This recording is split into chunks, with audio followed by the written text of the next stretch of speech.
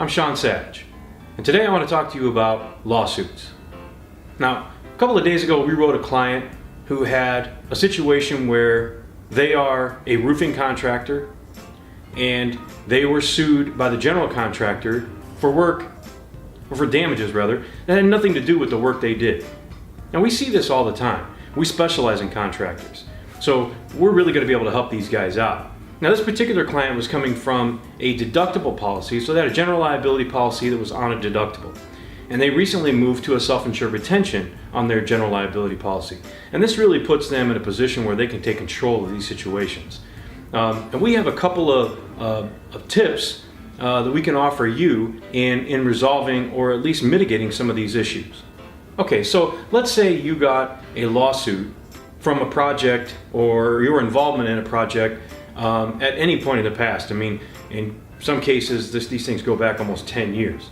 But let's say you get a lawsuit, you worked with a general contractor, and you were a roofer, you were an insulation contractor, you're a drywall guy, and there's some issue related to the home, let's say a water leak, and you're the electrician.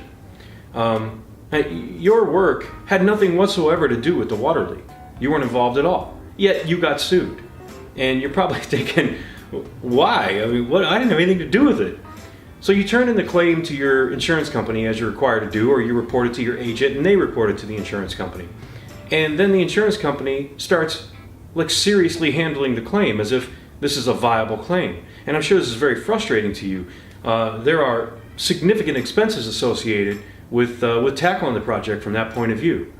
Now, looking at it from the insurance company's point of view, this is a lawsuit and they're going to hire attorneys, and then the other contractors also got the lawsuit. They have attorneys involved, and then your attorneys or the insurance company's attorneys talk to those attorneys, and they talk to the other attorneys, and there's just attorneys all over the place. And this racks up mass amounts of bills, and it racks up a lot of time. I think you could say racked up time, right? You know what I mean. So the first thing you'll want to do is get a self-insured retention on your general liability policy instead of a deductible. Now most carriers are happy to do this, but you'll have to talk to your insurance agent and get that sorted out. It shouldn't be a big deal at all. You should be able to get quotes at any point on various deductibles or self-insured retentions. And what will happen with the self-insured retention, and if you're unsure what that is, I'll link to a video we did earlier explaining basically what that is. But that puts you in control. And so now you hire an outfit like us and we become the insurance gurus for you. So we handle all of your claims. We're your own claims department. So when you get one of these lawsuits, you send it to us and then we handle it for you with your involvement though. So we would call you and say, okay, what's the story with this claim? What's the story with this lawsuit? And you would give us your point of view, saying, hey, we did an investigation, they called us back, we looked at the site, we had nothing to do with any of the damages that occurred. And so we take that information and then we fight on your behalf. And basically what we do is go back to the attorney that presented the lawsuit and say, you say our guy was involved in this somehow? Prove it. So immediately we don't just set up a file and handle it as if this is a valid claim. We handle it in a way that this is a potentially frivolous claim, and we're not going to respond to it in a way that would validate it.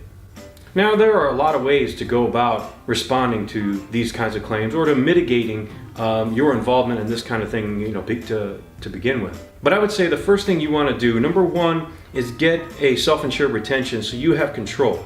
When you have a deductible, the insurance company has control, and you need control over these claims or they're just going to somehow become validated, and then you're going to be paying money out for attorney's fees.